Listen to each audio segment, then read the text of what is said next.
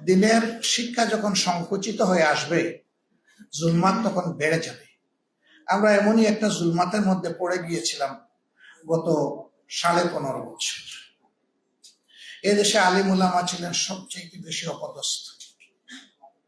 দফায় দফায় আলিম উলামা দিয়ে বাংলাদেশের জেলকে পূর্ণ করা হয়েছে। দাগি, খুনি, রাহাজানির নায়ক, ধর্ষক, চোর, বাটপাত, লুটেরা, তারা বুক ফুলে দাপিয়ে বেড়াতো বাংলাদেশের রাজপথে। আর আলিম উলামা যারা মানুষকে সংশোধন করবেন, সমাজের ইসলাহ করবেন, তাদেরকে রাখা হয়েছে জেলে।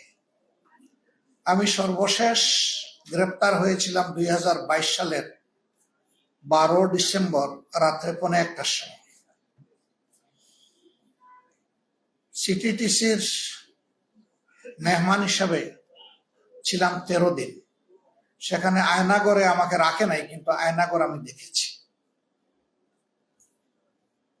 বহু আলিম উলামা, বহু দিনদার মুসলমান, কেউ 14 মাস, কেউ 10 মাস, কেউ 8 মাস, মিনিমাম পেয়েছিলাম 2.5 মাস, তাদেরকে এখানে রাখা হয়েছে। তারা জানে না তারা কোথায় আছে, তারা জানে না তাদের আপনজনরা বেঁচে আছে, আর তাদের আপনজন জানে না যে ইনারা বেঁচে আছে। মুখ ফুটে কথা বলার কোনো সুযোগ ছিল না, চোখের ইশারায় কথা বলত, হাত তুলে এরকম একে অন্যের জন্য দোয়া ছিল। এরকম একটা শ্বাসরুদ্ধকর পরিবেশ ছিল, বিশেষ করে উলামায়ে কেরামের। এখানে আলিয়া আর কওমের কোনো বাস বিচার ছিল।